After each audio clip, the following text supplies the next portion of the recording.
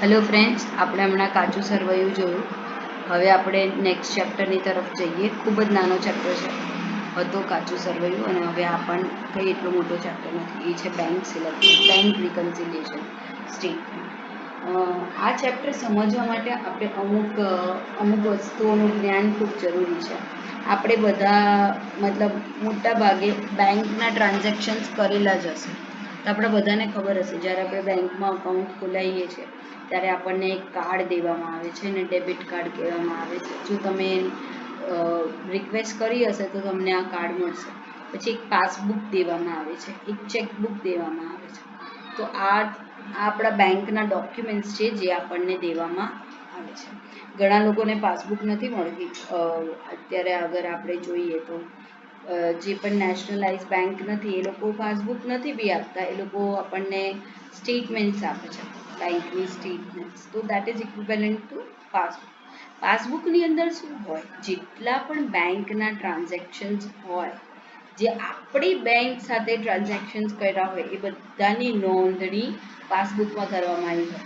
પણ એ બધી નોંધણી કેવી હોય? એ બેંક તરફની નોંધણી હોય. બેંક આપણી સાથેના ટ્રાન્ઝેક્શન્સ આપણા અકાઉન્ટની અંદર જે થયા છે એની પોતાની રીતે જે નોંધણી કરે એ છે પાસબુક. એને શું કહેવાય? પાસબુક. હવે આપણે બધાએ શું કહેવાય, અત્યારે બુક્સ ઓફ અકાઉન્ટ્સ લખતા શીખી લીધું છે અને ઘણા બધા ચેપ્ટર આપણા થઈ ગયા છે. આપણને ખબર પડી ગઈ છે કે આપણે પણ એક બેંક અકાઉન્ટ મેન્ટેન કરીએ છીએ. એ છે બેંક ખાતું. રોકડ મેળમાં એક ભાગ હોય છે બેંકનો. અગર તમને આપણે રોકડ મેળનો ભાગ કર્યો છે એટલે આપણને ખબર છે. તો આપણે શું કરીએ છીએ? આપણા જે પણ ટ્રાન્ઝેક્શન, જે પણ વ્યવહારો બેંક સાથે થયા હોય એની નોંધણી એના અંદર કરીએ છીએ. અને એ ખાતું કોની દ્રષ્ટિએ હોય છે? એ ખાતું આપણી દ્રષ્ટિએ હોય છે.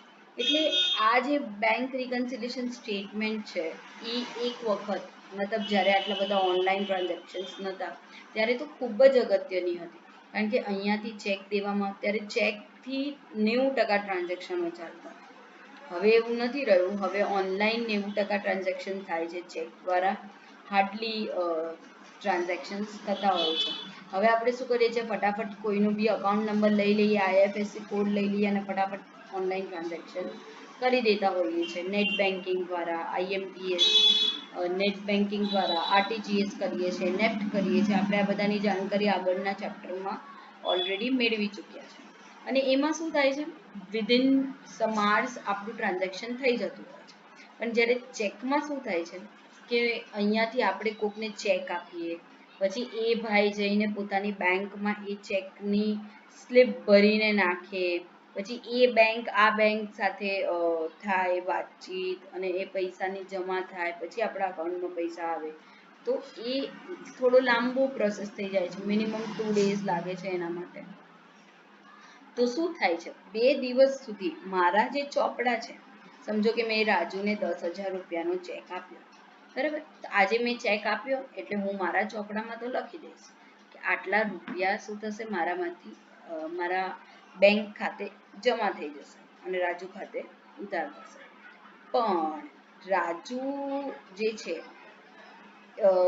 કાં તો રાજુ જે છે એ કાલે જશે પોતાની બેંકમાં, સ્લીપ ભરશે, ત્યાં નાખશે ડ્રોપ બોક્સમાં, યા તો જમા કરાવશે, સ્ટેમ્પ મરાવશે, અને પછી એ બેલેન્સ જે છે એ મારા અકાઉન્ટનું એના અકાઉન્ટમાં ટ્રાન્સફર થતા મિનિમમ આ બધી પ્રોસિજરને 2 દિવસ લાગશે. હવે શું થશે? એ 2 દિવસ સુધી મેં જે બુક્સ ઓફ અકાઉન્ટ્સમાં મારું જે બેંક અકાઉન્ટ મેન્ટેન કર્યું છે એ બેંક અકાઉન્ટમાં બેલેન્સ ઓછું થઈ ગયેલું હશે. અને આજે મેં રાજુને ચેક આપ્યો એટલે મારા અકાઉન્ટમાં તો આજનું બેલેન્સ ઓછું થઈ ગયું હશે. અને જબકી મારા રિયલ બેંક અકાઉન્ટમાં એ દિવસે, એ તારીખે એ બેલેન્સ ઓછું થશે નહીં. એટલે 2 દિવસ પછી એ બેલેન્સ ઓછું થશે. તો ત્યાં સુધી મારું અકાઉન્ટ અને બેંકમાં જે અકાઉન્ટ છે, જેમ રિયલ, અને હું જે બેંક અકાઉન્ટ મેન્ટેન કરું છું એ બંને એટલા અમાઉન્ટથી ડિફર થશે. આવી ઘણી બધી એન્ટ્રીઝ હોય છે. બેંક આપણને ઇન્ટરેસ્ટ આપે છે તો એ કંઈ આપણને ફોન કરીને કહેતી નથી, હા હું તારા અકાઉન્ટમાં ઇન્ટરેસ્ટના પૈસા જમા કરાવું છું. હા, એ શું કરે છે, સીધી એન્ટ્રી કરીને આપણા અકાઉન્ટમાં જમા કરી દે છે. પછી જ્યારે આપણે બેંકની સ્ટેટમેન્ટ જોઈએ છે, પાસબુક જોઈએ, ત્યારે આપણને ખબર પડે કે હા આપણને આટલું ઇન્ટરેસ્ટ આવ્યું છે. અને પછી એ જોઈને આપણે એની એન્ટ્રી કરતા હોઈએ છીએ. તો એટલા સમય માટે આપણું જે બુક્સ ઓફ અકાઉન્ટ્સમાં બેંકનું ખાતું છે એ અને બેંકનું જે બેંકની અંદર જે આપણું ઓરિજિનલ ખાતું છે એ એટલા અમાઉન્ટથી શું થાય છે, ડિફર થાય છે. તો આવી ઘણી બધી એન્ટ્રીઓ થાય છે, ભૂલ હોય છે, ઘણીવાર ચૂક હોય છે. તો એ બધું શોધવા માટે આપણે આ એક સ્ટેટમેન્ટ છે, આ કોઈ ખાતું નથી. સૌથી પહેલી વસ્તુ તો આ પત્રક છે. શું છે? પત્રક. આ પત્રક આપણે કેમ બનાવીએ છીએ?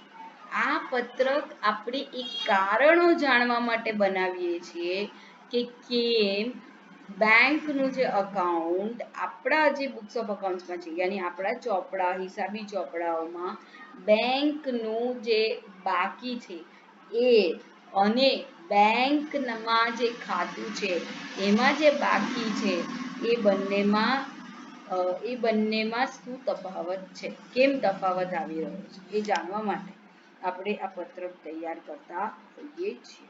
તો આ બધી મેં તમને આઉટલાઈન આપી. હવે આપણે પાસબુક શું છે પહેલા એ સમજીએ. પાસબુક એટલે બેંકના ચોપડે. કોના ચોપડા? બેંકના ચોપડા. આમાં જે પણ ટ્રાન્ઝેક્શન્સ લખવામાં આવે છે એ બધું બેંકની દ્રષ્ટિએ લખવામાં આવે છે, આપણી દ્રષ્ટિએ લખવામાં આવતા નથી. એવું કહી શકાય કે આના બધા જ વ્યવહારો આપણા ચોપડામાં ઊંધા પડે છે, ઊંધી રીતે પડે છે. પાસબુક એટલે બેંકના ચોપડે રહેલ વેપારીના ખાતાનો ઉતારો કે નકલ. એ શું કહેવાય? પાસબુક કહેવાય. એટલે કે પાસબુક એ બેંકે પોતાની ખાતા વહીમાં રાખેલા વેપારીના ખાતામાં બેંક દ્વારા નોંધાયેલા વ્યવહારોની માહિતી આપતી ચોપડી કે પત્રક. ચોપડી કે પત્રક કે નિવેદન ગમે તે કહી શકે એને.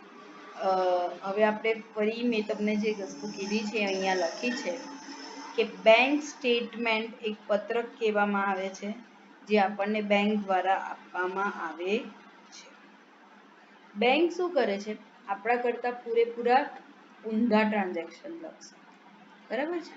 આ એક નમૂનો આપવામાં આવ્યો છે પાસબુકનો. એમાં તારીખ, વિગત, ચેકનો નંબર, ઉપાડેલ રકમ, જમા કરાવેલ રકમ, બાકી કેટલું બેલેન્સ થાય છે એ બેંક અધિકારીની સહી હોય છે.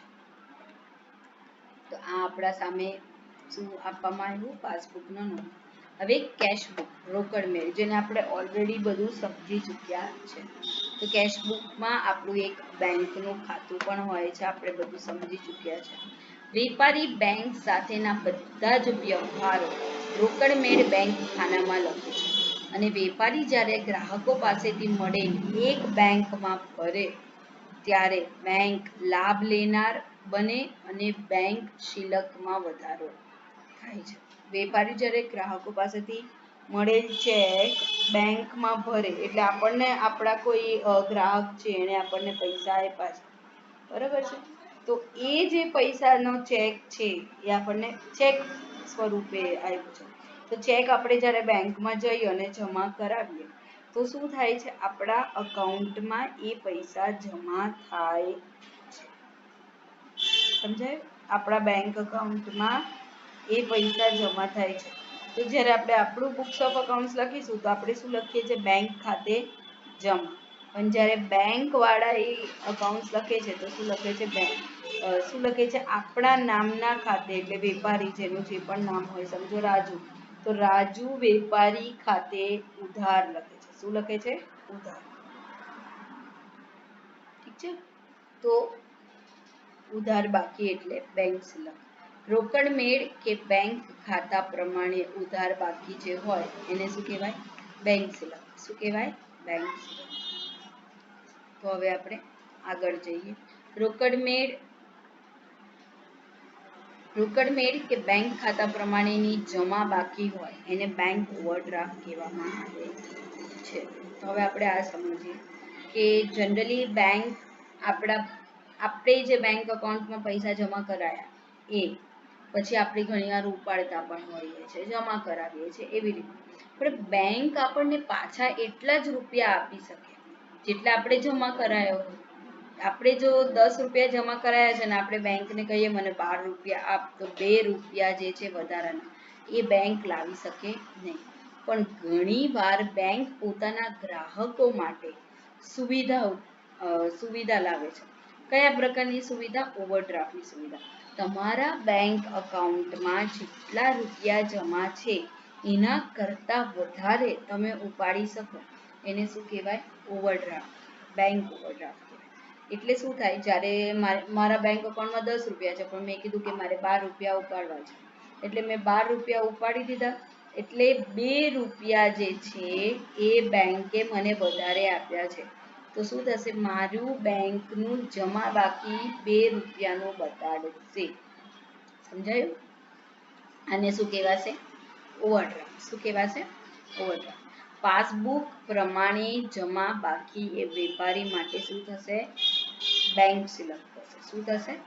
બેંક સિલક થશે. અને પાસબુક પ્રમાણે ઉધાર બાકી એ શું થઈ જશે? વેપારી માટે બેંક ઓવરડ્રાફ્ટ થશે. શું થશે? બેંક ઓવરડ્રાફ્ટ થશે. અને રોકડ મેળ બેંક ખાતે પ્રમાણેની આપણી ઉધાર બાકી હોય એ બેંક માટે બેંક સિલક, અને રોકડ મેળની જમા બાકી હોય એ શું થઈ જશે? Bank overdraft. તો આ કન્સેપ્ટ આપણે સમજી ગયા છે. સમજાયું? તો ફરી આની વિગતમાં એકવાર જોઈ લઈએ. બેંક સિલક એટલે લેણું કે તેથી ચોપડામાં શું થશે? ઉધાર બાકી થશે. બેંક સિલક એટલે શું? ચોપડામાં ઉધાર બાકી. અને બેંક ખાતે શું થઈ જશે? જમા બાકી થશે. મેં તમને કીધું કે આપણે જે મેન્ટેન કરીશું એના કરતાં બેંક શું કરશે? ઊંધું મેન્ટેન કરશે. કારણ કે બેંક પોતાના ચોપડાનું મેન્ટેન કરી રહી છે, પોતાની દ્રષ્ટિનું મેન્ટેન કરી રહી છે, અને આપણે આપણી દ્રષ્ટિનું મેન્ટેન કરી રહ્યા છે. બેંક ઓવરડ્રાફ્ટ ક્યારે થશે? જ્યારે આપણા ચોપડે જમા બાકી દેખાશે અને લેણું દેખાશે. કોના ચોપડે દેખાશે? એ બેંકના ઉધાર બાકી દેખાશે. તો આ આપણે સમજીએ. ઠીક છે? બેંક સિલક એટલે શું? રોકડ મેળ એટલે બેંક ખાતા પ્રમાણે જે ઉધાર છે એને પાસબુક પ્રમાણે જમા બાકી બરાબર કરો. કાં તો બેંક ઓવરડ્રાફ્ટ અને રોકડ મેળ કે બેંક ખાતા પ્રમાણે જમા બાકી હોય તો એને પાસબુક પ્રમાણે ઉધાર બાકી કરો. તો બેંક સિલક મેળનો અર્થ શું છે હવે આપણે જાણીએ. બેંક સિલક મેળ એટલે અમુક ચોક્કસ સમયે. બેંક સિલક મેળ એક પત્રક છે અને પત્રક હંમેશા એઝ ઓન કોઈ તારીખ એ પ્રમાણે બનાવવામાં આવે છે. કોઈ ચોક્કસ સમય, કોઈ ચોક્કસ દિવસનું એ પત્રક હોય છે. જેમ કે આપણે આને કઈ રીતે લખીશું? Bank reconciliation statement as on 31st March 2000 whatever. Bank સિલક મેળ પત્રક 31 માર્ચ તારીખ પ્રમાણે, એવી રીતે કોઈ તારીખ પ્રમાણે હોય છે. તો બેંક સિલક મેળ એટલે અમુક ચોક્કસ સમયે કે તારીખે રોકડ મેળ પ્રમાણેની બેંકની બાકી અને પાસબુક પ્રમાણેની બાકી કે વિગતો વચ્ચેના તફાવતના કારણો દર્શાવતું પત્રક. આ પત્રક કેમ જરૂરી છે? મેં તમને કીધું, કારણ કે આ પત્રકમાં આપણને આ બંને કેમ નથી મેચ થતા તેના કારણોની જાણકારી થાય છે. બેંક સિલક મેળ તૈયાર કરવાના હેતુઓ અને ઉપયોગિતા કે મહત્વ શું થાય છે? તો બેંક સિલક મેળ દ્વારા રોકડ મેળ મુજબની બેંકની બાકી, જે પણ બેંકની બાકી હોય, અને પાસબુક મુજબની બેંકની બાકી વચ્ચેના તફાવતોના કારણો શોધી શકાય છે. પહેલા જ્યારે અમુક વર્ષ પહેલા આ બધા ટ્રાન્ઝેક્શન્સ થતા હતા, જ્યારે કમ્પ્યુટરાઇઝ્ડ એન્વાયરમેન્ટ નહોતું, ત્યારે આ ખૂબ જ અગત્યનું પત્રક હતું. આના વગર કામ થાય નહીં.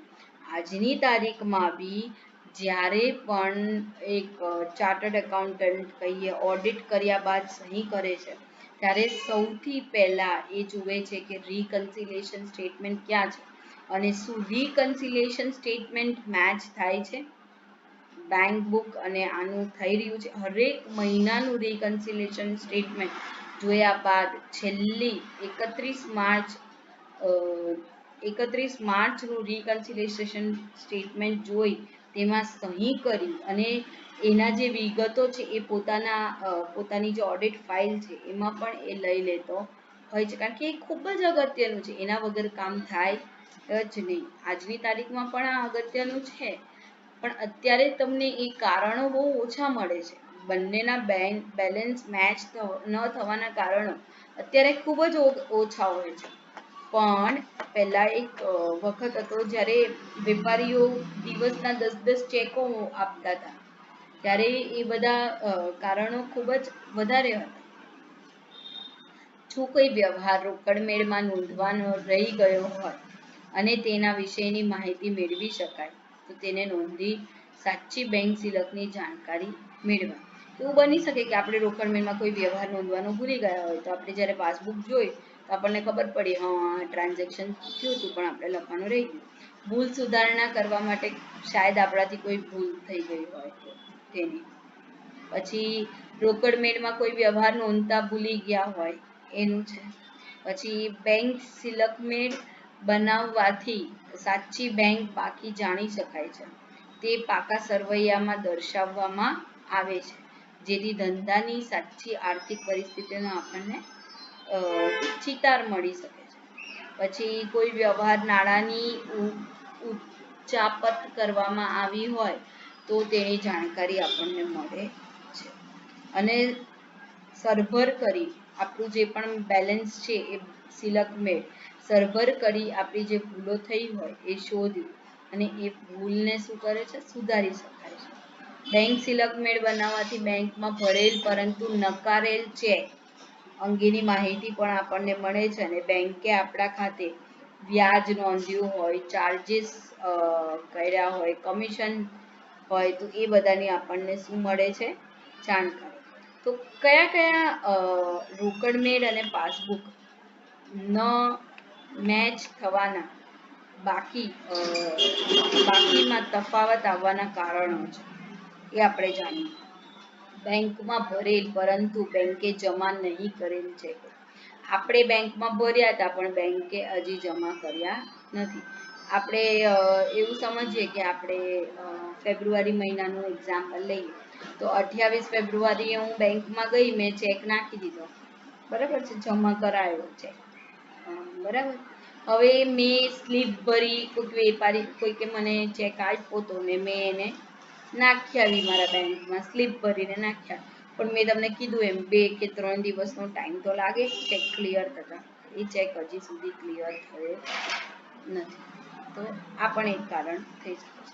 લખેલ પરંતુ ચૂકવણી માટે રજૂ નહીં થયેલ ચેક. મેં કોકને ચેક આપી દીધો, બરાબર છે, અને એણે હજી શું કર્યું નથી, એને હજી ચેક રજૂ કર્યો જ નથી, તો મારા અકાઉન્ટમાંથી એટલું બેલેન્સ ઓછું થશે નહીં. મેં જે બુક્સ ઓફ અકાઉન્ટ્સ કરી છે એમાંથી તો ક્યારનું, જ્યારે મેં ચેક આપ્યો ત્યારનું બેલેન્સ ઓછું થઈ ગયું છે.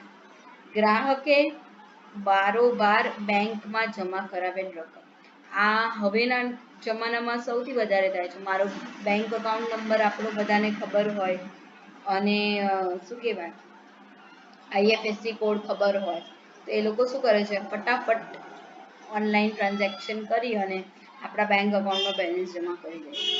કાં તો પછી એ લોકો પોતે ચેક બનાવી, સ્લીપ ભરી અને સામેવાળાના અકાઉન્ટમાં જમા એ લોકો જ કરી દેતા હોય.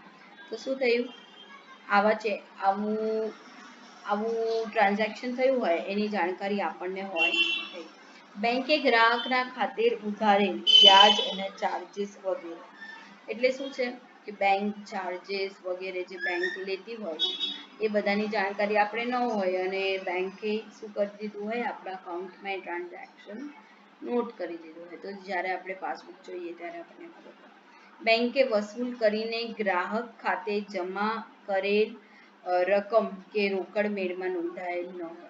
શું થાય છે, ઘણીવાર આપણે બેંકને એક કામ આપતા હોઈએ છીએ અને એ કામ કેવું હોય છે કે ભાઈ આપણે કોઈ ડેટર પાસેથી પૈસા લેવાના હોય છે તો આપણે બેંકને શું કામ આપીએ કે ભાઈ તમે આ પૈસા કલેક્ટ કરી લેજો. તો બેંક શું કરે, આપણા પાસેથી પછી પૈસા લે બેંક કલેક્શન કરવાના જે સર્વિસ આપણને આપે છે એના એ ચાર્જીસ પણ લે. પણ આપણે બેંકને એવું કામ આપ્યું હોય અને બેંકે પૈસા વસૂલ કરી લીધા હોય અને જમા પણ કરી દીધા હોય તો એની આપણે નોંધણી ના કરી હોય, કારણ કે આપણને ખબર ના હોય. જ્યારે આપણે એ અકાઉન્ટ જોઈએ ત્યારે આપણને આ વસ્તુ ખબર પડે. રોકડ મેળમાં નોંધાયેલ પરંતુ બેંકમાં ભરવાના રહી ગયેલા ચેક. ઘણીવાર શું થાય છે કે આપણે પણ ભૂલી જતા હોય છે બેંકમાં ચેક ભરવાનું, તો આપણી પાસે એવું ને એવું પડ્યો રહ્યો ત્યાં સુધી ધ્યાન હતા નહીં. જ્યારે આપણે પાસબુક જોઈએ તો ખબર પડે કે આ રોકડ મેળમાં તો નોંધાયું છે પણ આ પાસબુકમાં આવ્યો નથી, એનો મતલબ આ ચેક લખવાનો નોંધવાનો બાકી રહી ગયો. તો ચેક બેંકમાં જમા કરાવવાનો બાકી રહી ગયો છે. બેંકમાં ભરેલ પરંતુ રોકડ મેળમાં નહીં નોંધેલ છે. ઘણીવાર શું થાય છે, ગાયમાં આપણે કોઈક કારણસર જમા કરાવી દીધો ચેક બેંકમાં તો કરી નાખ્યું પણ ટ્રાન્ઝેક્શન બેંકમાં થઈ ગયું પણ આપણા રોકડ મેળમાં નોંધાવાનું બાકી. લખેલ અને રજૂ થયેલ પરંતુ રોકડ મેળમાં નહીં નોંધેલ છે. ચેક લખેલો છે આપણે અને રજૂ થયો છે, સામેવાળી પાર્ટીએ રજૂ કરીને પોતાના અકાઉન્ટમાં પૈસા લઈ લીધા છે, પણ આપણે એ વ્યવહારને રોકડ મેળમાં નોંધવાનું રહી ગયું છે. રોકડ મેળમાં નોંધેલ પરંતુ વેપારીને આપવાનો રહી ગયેલ ચેક. આપણે રોકડ મેળમાં નોંધી દીધો, ચેક બનાવી દીધો, પણ આપણે વેપારીને આપવાનું જ ભૂલી ગયા. બેંકે ચૂકવેલ પરંતુ રોકડ મેળમાં નહીં નોંધેલ રકમ બેંકે ચૂકવેલી છે, બરાબર છે, પણ આપણે એની નોંધ રોકડ મેળમાં થઈ નથી. એવા વટાવેલી હુંડીની નકરામણી જે રોકડ મેળમાં નોંધાઈ. તો શું કર્યું હતું, હુંડી હતી એને ડિસ્કાઉન્ટ કરી હતી. આપણે ડિસ્કાઉન્ટ કરીએ જ્યારે બિલ્સનું ત્યારે એનું છે, પણ એ શું થઈ ગયું, બિલ આપણે ડિસ્કાઉન્ટ થઈ ગયા પણ ડિસઓનર થઈ ગયું, એટલે એને શું કહેવાય, નકરામણી. તો એની આપણને જાણકારી હોય નહીં અને એવી નોંધો.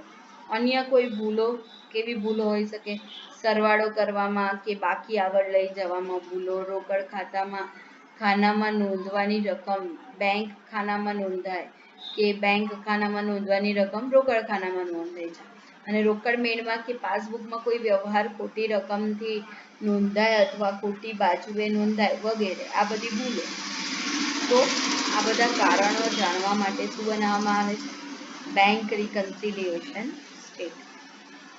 બેંક સિલમેન્ટ તૈયાર કરવાની મુખ્ય બે પદ્ધતિઓ છે. કઈ કઈ પદ્ધતિ છે, એક છે ગાણિતિક પદ્ધતિ કે ઉમેરો બાદ કરોની પદ્ધતિ, અને એક છે ઉધાર જમા ખાના પદ્ધતિ. જેમ ખાતું બનાવ્યું એવી રીતના આમાં શું બનાવવામાં આવે છે, બીજી પદ્ધતિમાં ખાતું બનાવવામાં આવે છે. અને ગાણિતિક જાણે પ્લસ માઇનસનો દાખલો સોલ્વ કરતા હોય એ રીતે આપણે સોલ્વ કરવાની હોય છે. તો આમાં બે પક્ષકારો હોય છે, એક છે ધંધો અને એક છે બીજો બેંક. તો ધંધાના ચોપડા એટલે રોકડ મેળ અને બેંકનો ચોપડો એટલે પાસબુક.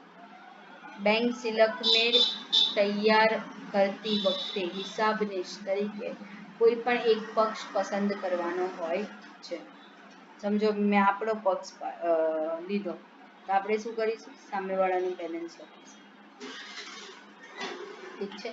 અહીં જે ચોપડાની સિલકથી બેંક સિલકમેળ બનાવવાની શરૂઆત કરવામાં આવે તેને પોતાનો પક્ષ અને બીજા ચોપડાને સામો પક્ષ ગણવામાં આવે છે. જેમ કે જો બેંક સિલકમેળ શરૂઆત પાસબુક પ્રમાણેની બેંક સિલકથી કરવામાં આવે તો પાસબુકને આપણો પક્ષ ગણવામાં આવે અને રોકડ મેળને સામેવાળાનો પક્ષ ગણવામાં આવે. જો રોકડ મેળથી બેંક સિલક શરૂ કરવામાં આવી રહી છે તો બેંક સિલકની શરૂઆત રોકડ મેળ આપણો પક્ષ બનશે અને પાસબુક શું બની જશે, સામેવાળાનો પક્ષ બની જશે. તો આ અહીંયા બતાવવામાં આવ્યું છે એક નમૂનો. આ બેંક સિલકમેળનો નમૂનો છે. તારીખ, ક્રમ, વિગત, રોકડ મેળ મુજબનો બેંક ઓવરડ્રાફ્ટ અને રકમ. આને ક્યાંથી શરૂ કરી, રોકડ મેળ શરૂ કરી, એટલે એની બાજુ રોકડ મેળ તો સામેવાળાની બાજુ શું બની જશે, પાસબુક.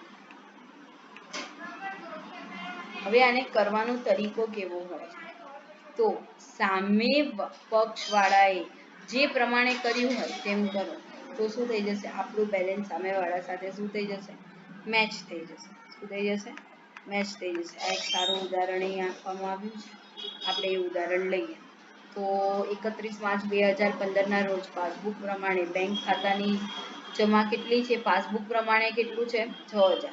આપણે હવે પાસબુક ને લઈને કર્યું છે તો પછી અહીંયા શું લખીશું, પાસબુક મુજબની બેંક સિલક 6000. જ્યારે રોકડ મેળ પ્રમાણે કેટલી છે, ઉધાર બાકી કેટલી છે, 5000 છે. કેટલી છે, 5000 છે. બરાબર છે.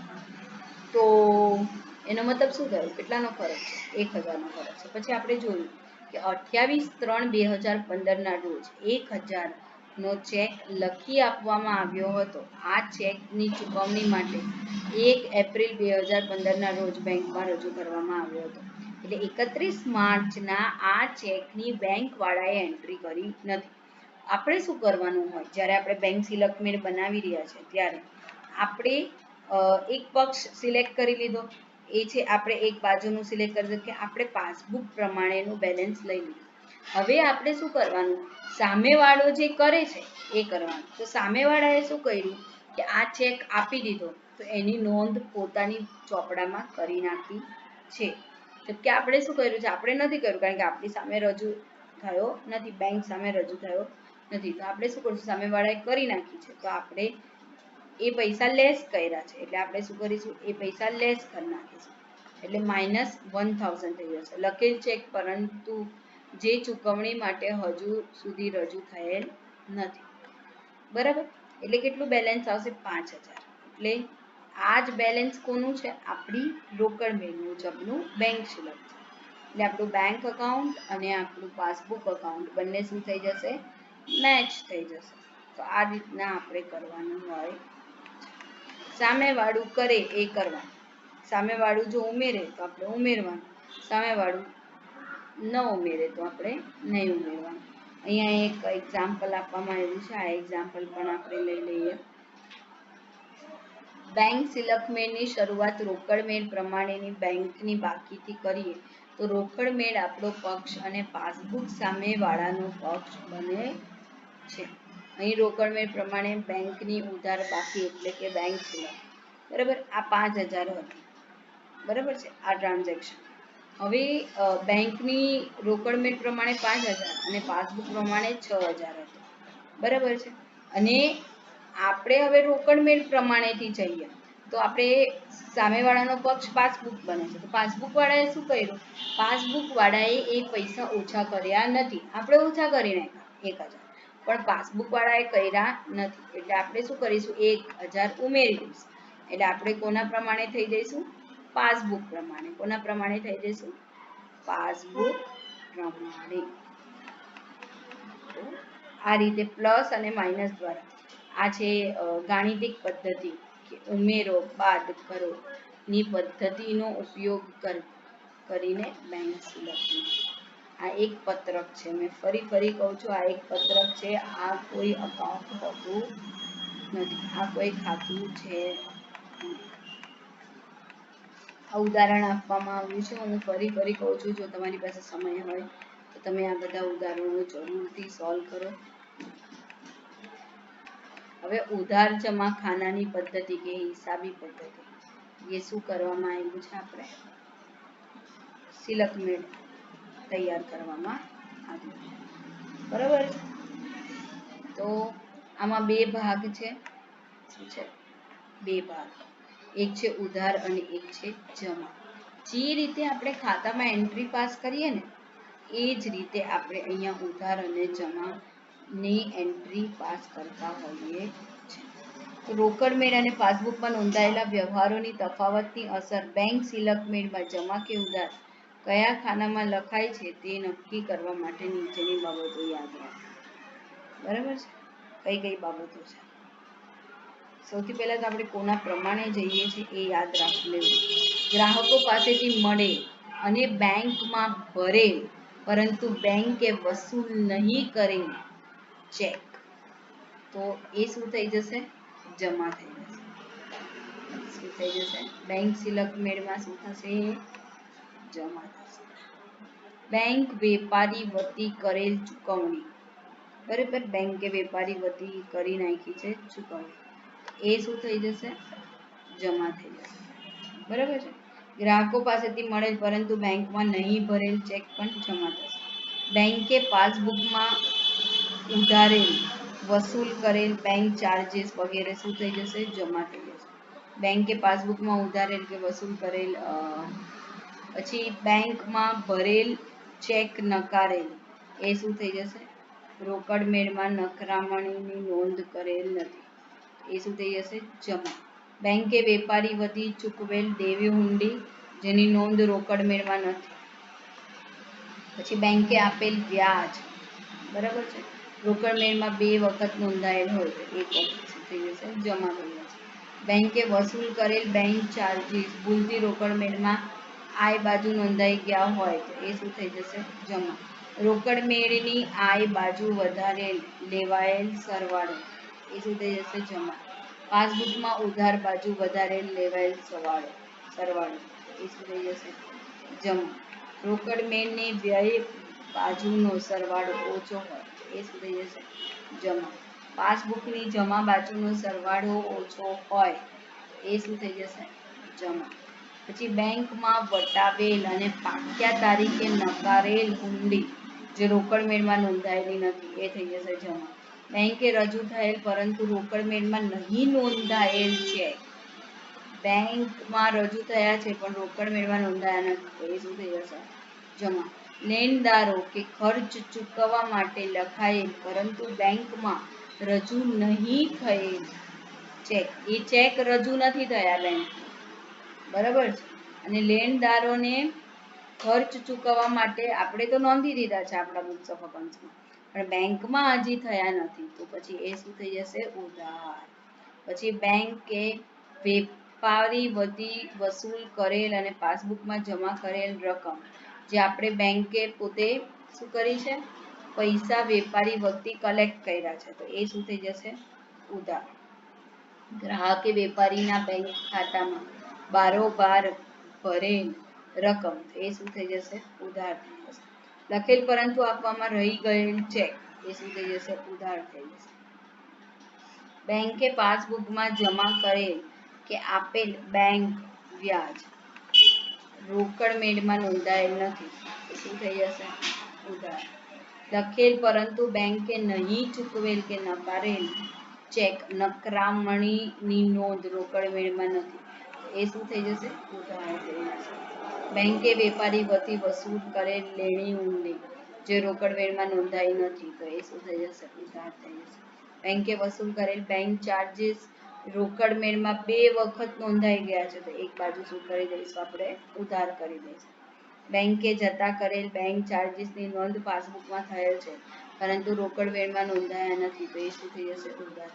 પછી બેંકે જમા કરેલ વ્યાજ ભૂલથી રોકડ મેળમાં વ્યય બાજુ નોંધાઈ ગયું હોય તો એ શું થઈ જશે? બેવડી રકમથી અહીંયા શું થશે? ઉધાર. રોકડ મેળની વ્યય બાજુ વધારે લેવાયેલ સરવાળો, એ શું થઈ જશે? ઉધાર. પાસબુકમાં જમા બાજુ વધારે લેવાયેલ સરવાળો, એ શું થઈ જશે? ઉધાર. રોકડ મેળની વ્યય બાજુ સરવાળો ઓછો હોય તો શું થઈ જશે? ઉધાર. પાસબુકની ઉધાર બાજુનો સરવાળો ઓછો છે તો શું થઈ જશે? ઉધાર. બેંકમાં જમા થયેલ પરંતુ રોકડ મેળમાં નહીં નોંધેલ છે, એ શું થઈ જશે? ઉધાર.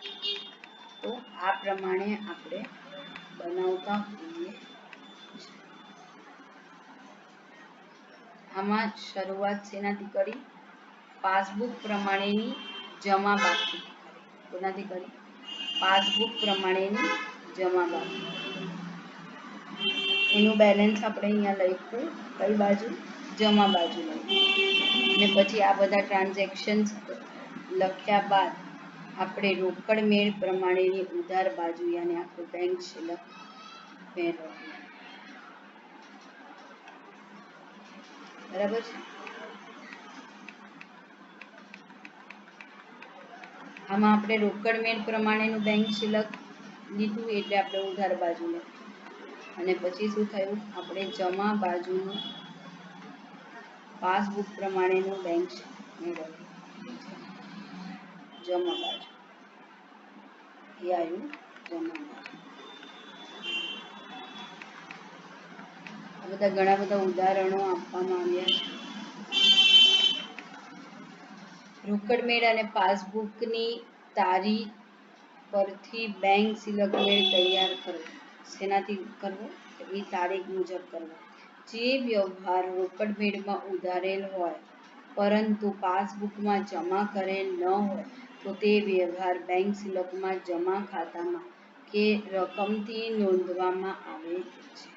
તે જ રીતે જે વ્યવહાર રોકડ મેળમાં જમા કરેલ હોય પરંતુ પાસબુકમાં ઉધારેલ ન હોય તો બેંક સિલક મેળમાં ઉધાર ખાનામાં તે રકમની નોંધ કરવામાં આવે છે.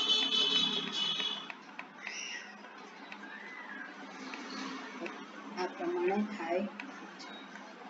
આની સાથે હવે આપણે લાસ્ટ પાર્ટ પર આવી ગયા છે.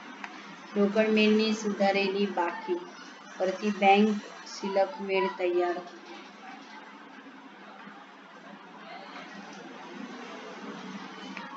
કે આપણે કમ્પ્યુટરાઇઝ એન્વાયરમેન્ટમાં કામ કરીએ છીએ જ્યારે આપણી સામે બેંક સ્ટેટમેન્ટ આવે છે અને આપણને ખબર પડે છે કે બેંકે આટલા ચાર્જિસ લીધા છે, બેંકે આટલું ઇન્ટરેસ્ટ જમા કર્યું છે, અમુક એન્ટ્રીઓ છે જે આપણા અકાઉન્ટ્સમાં નથી. તો આપણે એકચ્યુઅલી ખરેખર શું કરીએ છીએ? બેંક ચાર્જિસની એન્ટ્રી પાસ કરીએ છીએ, બેંક ઇન્ટરેસ્ટની એન્ટ્રી આપણા બુક્સ ઓફ અકાઉન્ટ્સમાં પાસ કરીએ છીએ. પછી આપણને ખબર પડે છે કે શું કહેવાય, અમુક પૈસા કોઈએ ડાયરેક્ટલી આપણા બેંક અકાઉન્ટમાં ક્રેડિટ કરી દીધા છે, જમા કરી દીધા છે. તો આપણે એની એ વ્યવહારની નોંધ કરીએ છીએ. પછી આપણે શું કહેવાય,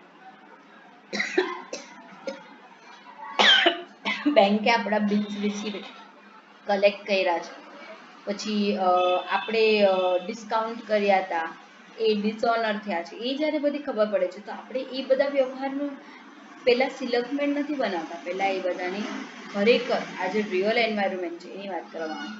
એ બધા જ વ્યવહારોની એન્ટ્રી કરવામાં આવે છે અને છેલ્લે પછી શું બનાવવામાં આવે છે? બધી જ ભૂલો વગેરે સુધાર્યા બાદ બેંક સિલક મેળ બનાવવામાં આવે છે. તો ખરેખરના એન્વાયરમેન્ટમાં તો એવું હોય છે. અને હવે તો ટેલીના જમાનામાં તો ફક્ત એક તારીખ જ લખવાની હોય છે. બેંક રિકન્સિલિએશન સ્ટેટમેન્ટ શું હોય છે? આપણે જે બુક્સ ઓફ અકાઉન્ટ્સ લખેલા છે એ એન્ટ્રીઓની અંદર બેંકની તારીખ, બેંકમાં આ એન્ટ્રી કઈ તારીખે થઈ એની બસ તારીખો જ લખવાની હોય છે. એટલે તરત જ આપણને રીકોનું બેલેન્સ મળી જતું હોય છે. તો આની સાથે આપણો આ ચેપ્ટર ખતમ થાય છે અને આની સાથે જ આપણે ભાગ 1 ખતમ કરીએ